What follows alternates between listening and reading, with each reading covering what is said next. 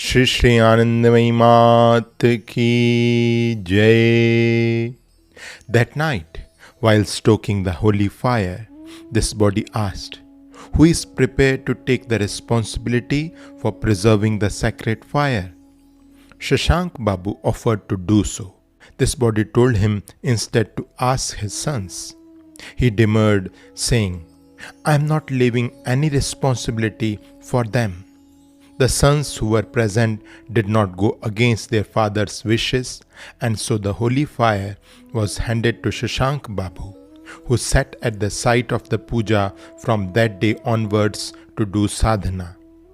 Later, he and Khukuni took the responsibility of preserving the holy fire at Shahabag for some time.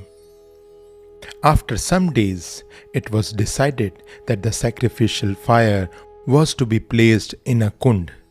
When the spot was identified, this body told Bholanath to dig a hole there and bring 3 banyan leaves. When the leaves were brought from a nearby banyan tree, her hand spontaneously wrote 3 lines in 3 different languages on each leaf with a piece of charcoal from the fire.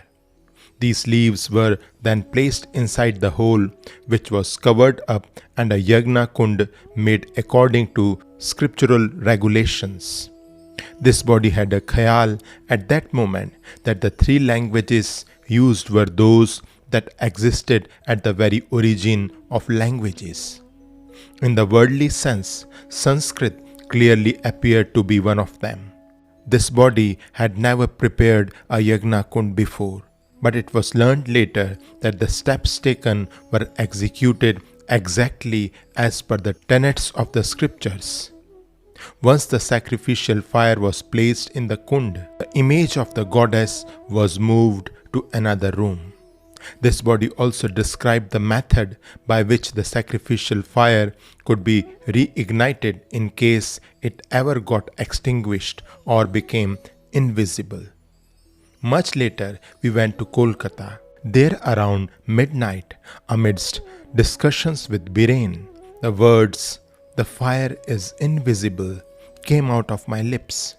We learned that the fire at the kund had momentarily become concealed.